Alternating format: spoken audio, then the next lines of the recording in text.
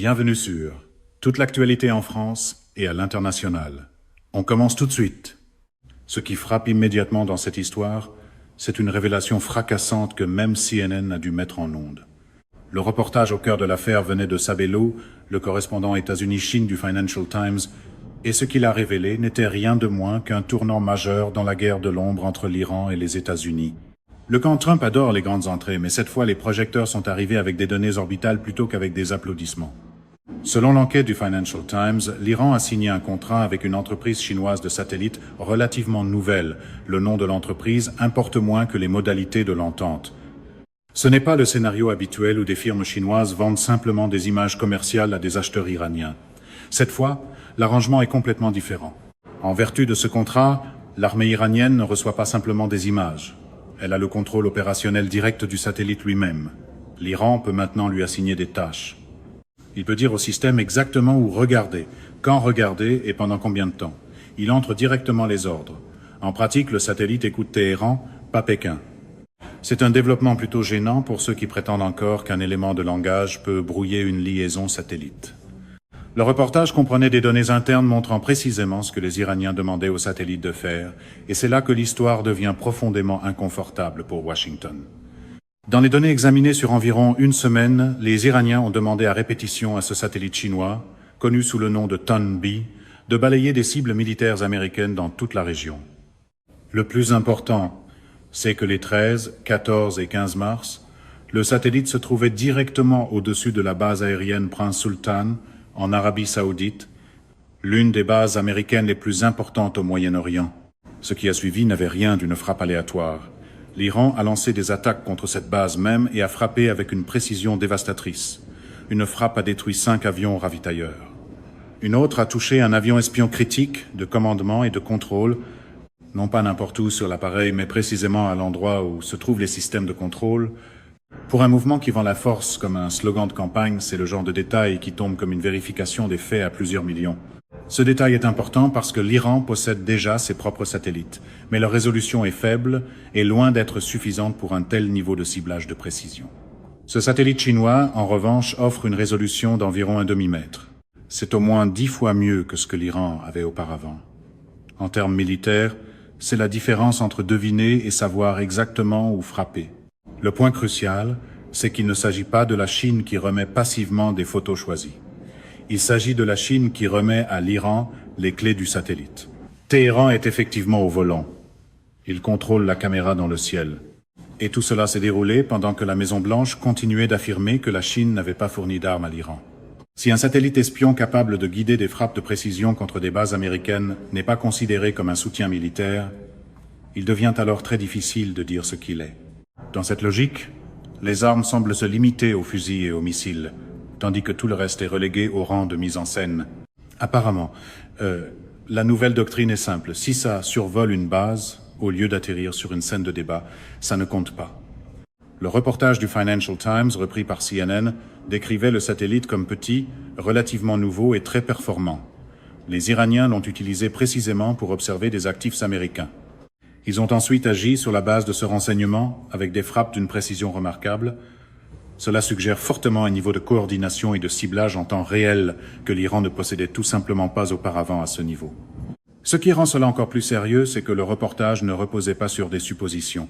Les ordres de mission ont été corroborés par la position orbitale réelle du satellite à ces moments précis. La preuve était fondée sur des données solides.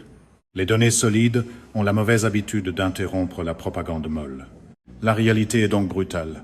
Pendant que le président Trump s'activait à menacer d'imposer des tarifs douaniers, à parler de pression maximale et à prétendre qu'il apportait la paix au Moyen-Orient, l'Iran a discrètement obtenu une importante mise à niveau technologique de la part de la Chine. Il dispose maintenant d'un satellite qu'il peut piloter de façon indépendante, d'un satellite qui lui donne des yeux plus perçants que tout ce qu'il a eu jusqu'ici, et ces yeux ont déjà servi à regarder directement des installations militaires américaines, puis à guider des frappes contre elles. Il ne s'agit pas simplement d'une autre histoire de contournement des sanctions. Il s'agit de l'Iran qui fait passer ses capacités de renseignement et de ciblage à un autre niveau, en temps réel, grâce à une technologie chinoise, pendant que les États-Unis continuent de prétendre que Pékin reste neutre. Voilà le cœur de l'exclusivité du Financial Times que CNN a porté à l'écran. Et cela explique pourquoi les frappes de précision contre la base aérienne Prince Sultan devraient faire retentir des sonnettes d'alarme au Pentagone. La pression maximale sonne beaucoup moins impressionnante quand l'autre camp se modernise, pendant que le vôtre continue surtout de moderniser sa formulation. Le point essentiel est simple. L'Iran n'a pas supplié pour obtenir du renseignement. Il n'a pas attendu que la Chine décide de ce qu'elle allait partager. Il contrôle maintenant un satellite espion chinois, et il l'a déjà utilisé contre des cibles américaines. Une fois les grands titres mis de côté, l'aspect technique de l'histoire devient encore plus alarmant pour quiconque applaudit encore la soi-disant campagne de pression maximale de Trump. Le satellite au centre de tout cela est le Tanbee. Il appartient à une entreprise chinoise relativement nouvelle. Mais ce qui compte, c'est à quel point cet arrangement diffère de tous les accords précédents entre la Chine et l'Iran dans le domaine satellitaire. Il ne s'agit pas d'un simple achat passif d'images. Selon le contrat obtenu par le Financial Times, l'armée iranienne dispose de l'autorité complète d'assignation. Elle peut s'installer dans un centre de commandement à Téhéran, entrer des coordonnées, des fenêtres de temps et des cibles prioritaires, et le satellite obéit. La façon la plus simple de comprendre la situation, c'est que l'Iran n'a plus besoin de demander à la Chine un album photo. L'Iran a maintenant la télécommande. Il peut pointer la caméra où il veut, quand il veut. Cette seule amélioration change toute l'équation du renseignement dans la région. Et quelque part en arrière-plan, le chœur habituel essaie encore de régler un problème de surveillance avec un communiqué plus bruyant. Le véritable tournant, toutefois, c'est la résolution.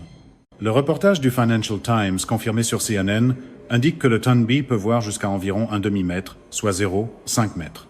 Les propres satellites de l'Iran, même ceux qui n'ont pas été dégradés par les sanctions ou le sabotage, offrent généralement au mieux une résolution de 5 à 10 mètres. Ce satellite chinois est donc environ 10 fois plus précis, et parfois même davantage.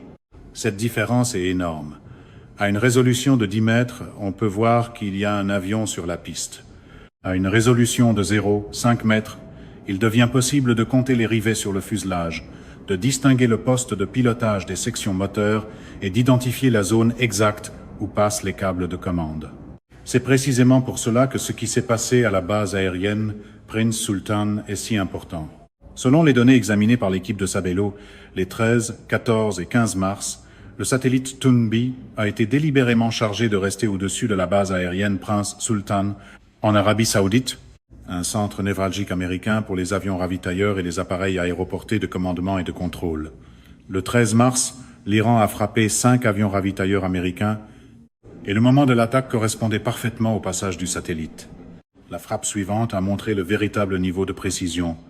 La cible n'était pas simplement l'avion espion stationné sur la piste. La frappe a touché la section précise de l'appareil qui abrite les systèmes de contrôle, pas les ailes, pas la queue. Le centre nerveux.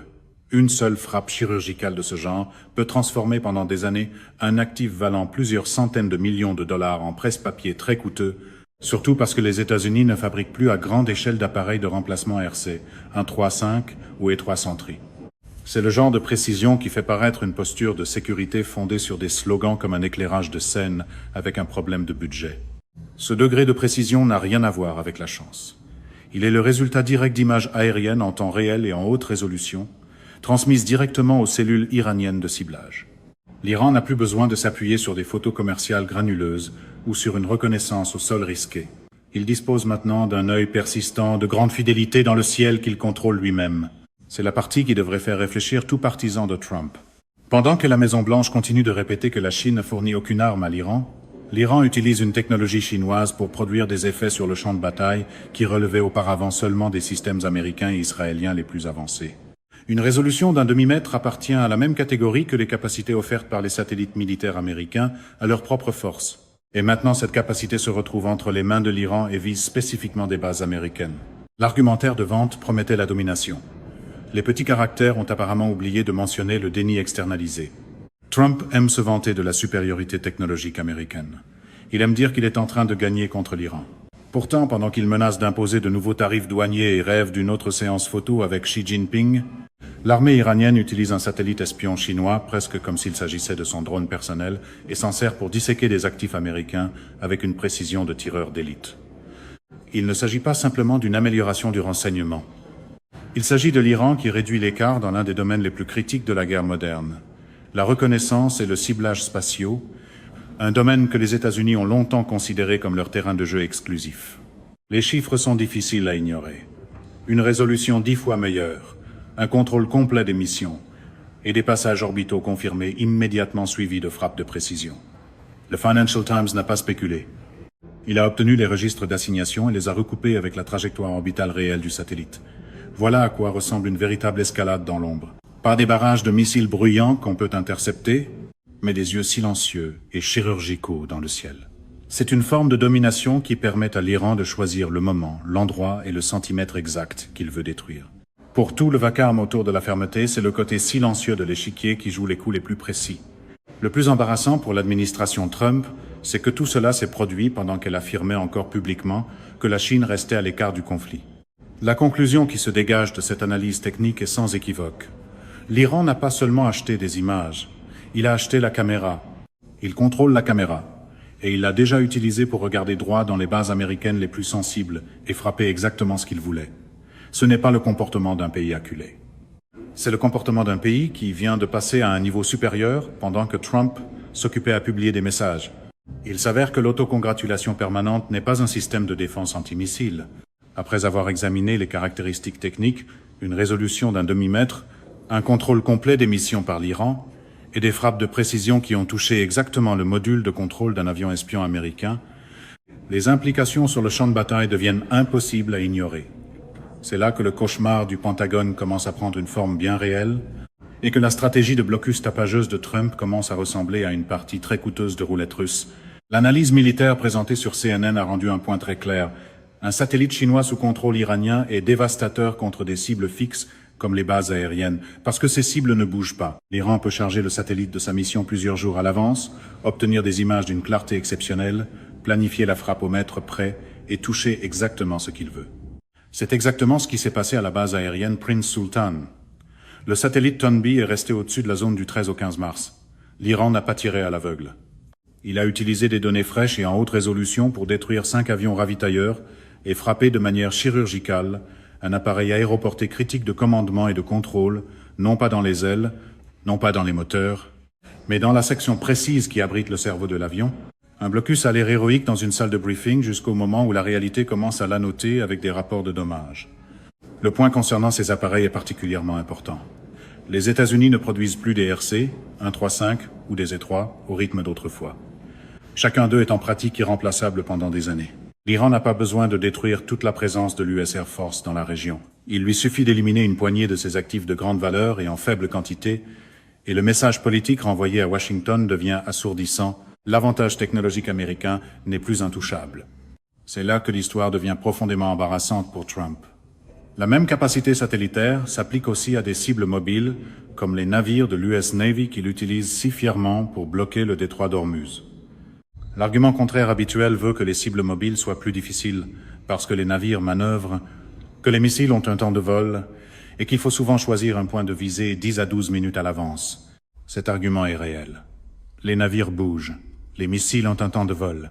Les ogives peuvent avoir une erreur circulaire probable de 10 à 30 mètres. Et les navires de guerre américains, en particulier les destroyers de classe Aegis, disposent bien de défenses superposées capables d'intercepter des menaces entrantes. Mais ce n'est toujours pas toute l'histoire. L'Iran n'a pas besoin d'un coup direct à chaque fois.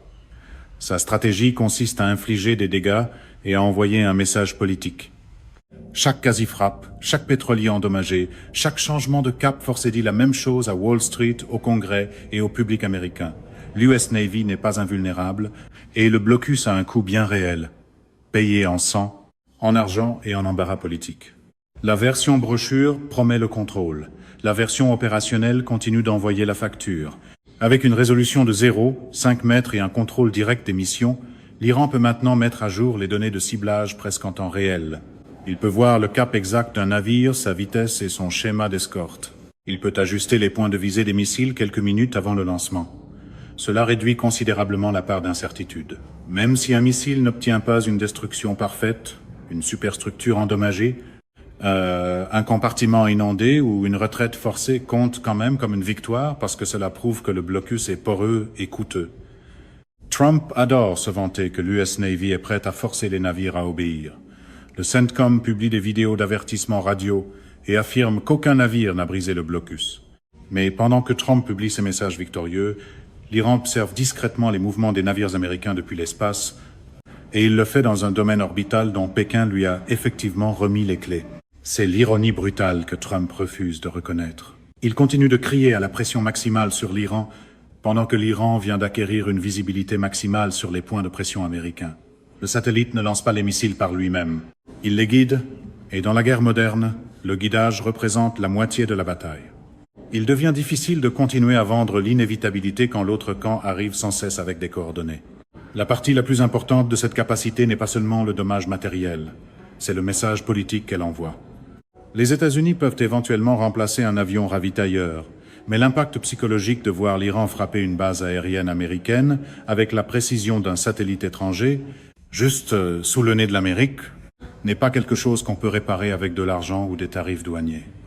Et le tableau d'ensemble est encore pire pour Washington. Le nouveau satellite iranien n'est pas un jouet isolé. Il marque le début d'un réseau persistant de surveillance aérienne. Plusieurs passages par jour, des mises à jour constantes et l'intégration avec l'arsenal déjà existant de missiles balistiques et de croisières de l'Iran signifie que les bases et les navires américains dans le Golfe opèrent désormais sous un parapluie de menaces beaucoup plus sophistiquées que celui auquel ils faisaient face. Il y a à peine 6 mois. Ainsi, pendant que Trump continue de prétendre que la Chine ne fournit pas d'armes, l'Iran utilise des yeux chinois pour disséquer des actifs américains avec une précision clinique. La vulnérabilité des cibles fixes a déjà été démontrée. Les cibles mobiles viennent ensuite.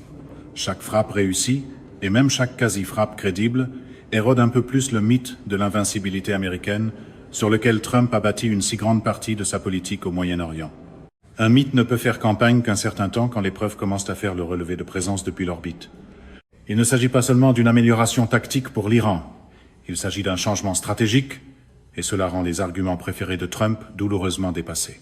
Dès qu'on élargit la perspective du champ de bataille à l'échiquier géopolitique, le piège plus vaste devient clair. Trump fait maintenant face à une conversation cauchemardesque avec Xi Jinping, dans laquelle il doit expliquer pourquoi sa campagne de pression maximale a rencontré de plein fouet une contre-pression maximale livrée par un satellite chinois survolant le Golfe. Une phrase du segment de CNN résume tout le problème. La stratégie de l'Iran consiste à infliger des dégâts. Chaque plateforme critique qu'il touche, ou frôle de près, envoie un message politique aux États-Unis. Grâce à un satellite chinois qu'il contrôle pleinement, l'Iran transmet maintenant ce message avec une précision terrifiante. C'est pourquoi il ne s'agit pas seulement d'une histoire militaire. C'est un piège géopolitique dans lequel Trump s'est avancé de lui-même. Il ne s'agit pas d'un seul satellite. Il s'agit d'un déplacement de l'équilibre des puissances au Moyen-Orient et au-delà, et de la façon dont la campagne tonitruante de pression maximale de Trump est discrètement démantelée par un axe plus intelligent et plus patient. La pression maximale commence à ressembler à du théâtre maximal avec un contrôle minimal sur l'intrigue. Le premier point, c'est la Chine. Selon le reportage du Financial Times repris par CNN, l'Iran n'a pas volé ce satellite. Il a signé un contrat et obtenu le plein contrôle opérationnel. Téhéran dit au satellite où regarder, et le satellite obéit. Le Tanbi, construit et lancé par une entreprise chinoise, est maintenant de fait un actif iranien en orbite. Pékin nie tout publiquement. Le ministère chinois des Affaires étrangères a qualifié ces affirmations de fabriquées. Mais les documents militaires iraniens divulgués, les registres précis des missions et les données orbitales ne mentent pas. Pendant que Trump publiait des messages affirmant que la Chine avait accepté de ne pas envoyer d'armes à l'Iran, l'Iran dirigeait un satellite espion construit en Chine pour photographier des bases américaines et aider à guider des frappes de précision contre elles. Cela place Trump dans une position extrêmement délicate en vue de toute rencontre prévue avec Xi Jinping. Il s'est vanté à répétition qu'il allait s'asseoir avec Xi, obtenir une trêve commerciale, stabiliser les chaînes d'approvisionnement et repartir avec un grand triomphe diplomatique. Il a même affirmé que Xi lui avait écrit une lettre promettant qu'aucune arme ne serait envoyée à l'Iran. Mais le problème est évident. Trump entrerait dans cette salle en voulant parler de tarifs douaniers, de soya et de véhicules électriques, tandis que Xi pourrait s'y asseoir en sachant qu'un satellite chinois aide déjà l'Iran à affaiblir la position américaine dans la région. À partir de là, le repli habituel, présenter cela comme un simple satellite commercial et non comme une véritable arme, devient presque absurde. Le même homme qui présente tout, de TikTok à Huawei, comme une menace pour la sécurité nationale, devrait maintenant prétendre que donner à l'Iran une capacité de ciblage en temps réel à un demi-mètre de résolution au-dessus de bases américaines relève d'une activité commerciale inoffensive. C'est un argument difficile à soutenir sans broncher, même selon les standards souples d'une conférence de presse trumpiste. C'est du Trump classique. Beaucoup de bruit, peu de stratégie. Il menace la Chine avec des tarifs un jour, puis supplie pour obtenir un accord commercial le lendemain. Pendant ce temps, la Chine joue le long jeu, armant discrètement l'Iran avec une technologie à double usage qui produit des effets réels sur le champ de bataille, sans franchir techniquement la ligne rouge de Trump sur les livraisons directes d'armes. L'Iran est le grand gagnant de cet arrangement. En obtenant le contrôle indépendant d'un satellite chinois, il s'est extrait de l'isolement technologique que les États-Unis tentaient de lui imposer.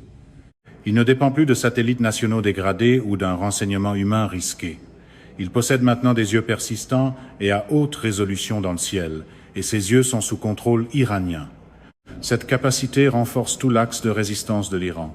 Elle rend ses frappes plus précises, sa dissuasion plus crédible et toute future position de négociation beaucoup plus solide. Pendant que Trump parle de forcer l'Iran à céder son stock d'uranium et à rouvrir le détroit d'Ormuz sans condition, l'Iran démontre qu'il peut riposter de manière précise et intelligente grâce à une technologie fournie par le plus grand rival des États-Unis. Pour une marque politique bâtie sur le levier, c'est une façon assez spectaculaire de finir avec moins de levier. Trump aime se vanter d'isoler l'Iran, mais la réalité indique le contraire. L'Iran approfondit son partenariat stratégique à la fois avec la Chine et la Russie. Le soi-disant partenariat sans limite entre Moscou et Pékin s'étend maintenant discrètement à Téhéran. Pendant que les États-Unis se concentrent sur les tarifs douaniers et les sanctions, ce bloc eurasien construit de vraies capacités. Satellites, missiles, drones et résilience énergétique. Cet épisode satellitaire expose la faille centrale de la politique moyen-orientale de Trump. Il croyait que la pression maximale ferait s'effondrer l'Iran. Au lieu de cela, elle a accéléré le virage iranien loin de l'Occident et vers des puissances alternatives qui ne lui font pas la leçon sur les droits de la personne tout en armant ses ennemis. Même sur la question nucléaire, l'hypocrisie est flagrante. Les États-Unis s'obsèdent sur le programme d'enrichissement de l'Iran tout en fermant les yeux sur l'arsenal non déclaré d'Israël. L'Iran voit clairement ce double standard, et une grande partie du Sud global le voit aussi. Chaque fois que Trump accentue la pression sur l'Iran, davantage de pays admirent discrètement la défiance de Téhéran. Cela laisse Trump coincé. Il veut une victoire rapide au Moyen-Orient dont il pourrait se vanter avant les élections de mi-mandat. Il veut des prix du pétrole plus bas pour que les électeurs américains ne le punissent pas à la pompe. Mais le blocus d'Ormuz, les révélations sur le satellite et la capacité démontrée de l'Iran à mener des frappes de précision rendent une victoire nette impossible. S'il fait une escalade militaire, il risque une guerre plus large, qui pourrait faire monter le prix du pétrole à 150 à 175 $ le baril, exactement ce que veut l'Iran. S'il recule ou négocie, il a l'air faible, et la faiblesse est la seule chose que Trump ne peut pas tolérer. C'est le piège d'un pouvoir gouverné par la fanfaronnade. Un jour, la politique renvoie une facture que l'attitude ne peut pas payer. C'est le piège classique de Trump. Il parle fort, se peint lui-même dans un coin, puis semble surpris quand la réalité refuse de se plier à ses messages. Il avait promis de mettre fin aux guerres sans fin. À la place, il en approfondit une, tout en offrant à la Chine et à l'Iran à la fois une victoire de propagande et une victoire technologique sur un plateau d'argent. L'Iran, en revanche, joue un jeu asymétrique patient. Il n'a pas besoin de gagner chaque bataille. Il lui suffit de prouver que la supériorité militaire américaine a ses limites et que sa propre résilience, combinée à des partenariats intelligents, peut survivre à la capacité d'attention de Trump. C'est pour cela qu'un sommet Trump-Xi serait un spectacle si révélateur. La vraie question serait de savoir si Trump oserait confronter Xi directement au sujet du satellite ou s'il pivoterait encore une fois vers des accords commerciaux et prétendrait avoir obtenu une autre poignée de main historique pendant que l'Iran continue tranquillement d'améliorer ses capacités dans l'ombre. Une chose est déjà claire. Cette histoire montre qui façonne réellement l'avenir du Moyen-Orient. Ce n'est pas la voix la plus forte à la Maison-Blanche. Ce sont les mouvements silencieux et calculés qui viennent de Téhéran et de Pékin. L'Iran a montré qu'il peut absorber la pression, s'adapter et riposter avec précision. Trump, malgré toute sa grandiloquence, apprend que les tarifs douaniers et les messages sur les réseaux ne peuvent ni empêcher les satellites de tourner en orbite, ni empêcher ses adversaires de les piloter. Voilà à quoi ressemble la véritable multipolarité. L'époque où l'Amérique pouvait dicter ses conditions à tout le monde est en train de prendre fin. L'Iran ne s'effondre pas sous la pression maximale. Il évolue, se modernise et montre que la souveraineté et les alliances intelligentes comptent encore. Trump voulait redonner sa grandeur à l'Amérique. Il pourrait plutôt finir par présider à l'une des démonstrations les plus claires du déclin de la domination américaine dans la région, pendant qu'un satellite chinois tourne au-dessus sous commandement iranien. C'est une image brutale pour une politique obsédée par la projection, toute la posture au sol, toute l'exposition vue d'en haut. Le message qui se dégage de tout cela est sans équivoque. L'Iran a acquis un puissant nouvel outil dans le ciel. Trump est coincé entre sa propre rhétorique et une dure réalité. La Chine sourit discrètement parce que, pendant que l'Amérique se dispute à propos des tarifs douaniers, Pékin aide à réécrire les règles du jeu. Un seul satellite chinois, désormais entièrement contrôlé par l'armée iranienne, a discrètement changé l'équation au Moyen-Orient. Une résolution d'un demi-mètre, une assignation directe depuis Téhéran et des frappes de précision contre des bases américaines qui frappent exactement là où ça fait le plus mal pointent tous vers la même conclusion. Pendant que Donald Trump s'occupait à publier des messages sur la pression maximale et à promettre de redonner sa grandeur à l'Amérique, l'Iran améliorait ses yeux dans le ciel grâce à une technologie provenant du plus grand rival stratégique des États-Unis. Il ne s'agit pas seulement d'une histoire technique, c'est un signal d'alarme géopolitique. Trump voulait isoler l'Iran. À la place, l'Iran a renforcé son partenariat avec la Chine et a démontré qu'il pouvait frapper des actifs américains avec une précision chirurgicale. Trump voulait forcer l'Iran à tomber à genoux par les sanctions et le blocus. À la place, l'Iran a montré de la résilience et une adaptation habile. Trump affirmait que la Chine n'aidait pas l'Iran. Le satellite Tunbay a prouvé le contraire, en orbite, aux yeux du monde entier. La vérité est douloureuse pour les partisans de Trump. L'art de la négociation échoue de façon spectaculaire. Trump est pris au piège entre sa propre rhétorique tapageuse et la réalité froide. Il doit s'asseoir en face de Xi Jinping et expliquer d'une façon ou d'une autre pourquoi un satellite chinois aide l'Iran à cibler des bases américaines pendant qu'il demande en même temps des concessions commerciales. Il veut des prix du pétrole plus bas, mais son blocus risque de les faire exploser. Il promet la paix, mais continue d'aggraver un conflit que l'Iran apprend à mener de façon plus intelligente, non pas plus bruyante. Une grande partie de la méthode Trump repose sur le contrôle du cadrage. Et cette fois, le cadrage est littéralement en orbite et prend des notes. L'Iran, de son côté, a montré à quoi ressemble une véritable patience stratégique. Il n'a pas paniqué, il n'a pas supplié. Il a obtenu une technologie avancée, a amélioré de façon spectaculaire sa capacité de ciblage et a envoyé un message clair. Il peut frapper avec précision et il continuera de défendre sa souveraineté. Cette histoire de satellite prouve une vérité fondamentale. Le moment unipolaire de l'Amérique s'estompe. La multipolarité est là, et des pays comme l'Iran et la Chine la maîtrisent pendant que Trump joue encore à l'ancien jeu des tarifs douaniers et des menaces. Pendant que Trump se vante de gagner, l'Iran a obtenu un puissant nouvel outil dans le ciel et l'a utilisé efficacement contre des cibles américaines. L'empereur est nu, et cette fois le monde entier peut le voir depuis l'espace. C'est la fin de ce bulletin d'information.